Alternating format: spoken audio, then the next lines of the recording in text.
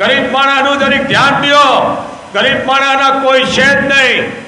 10 ધક્કા ખાય તો ગરીબનું કોઈ કામ નથી કરતું. સમજી લેજો. હું કોઈ રાજકારણ નથી માનતો, ચારણ છું. હું અત્યારે જે બોલું છું ને રાજનીતિના શબ્દો બોલું છું.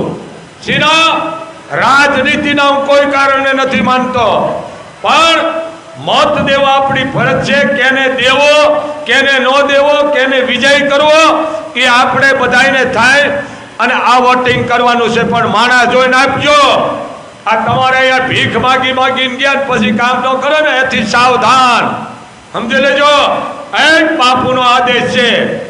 આમાં લટુડા પટુડા કરે, અમને દેજો, અમને દેજો.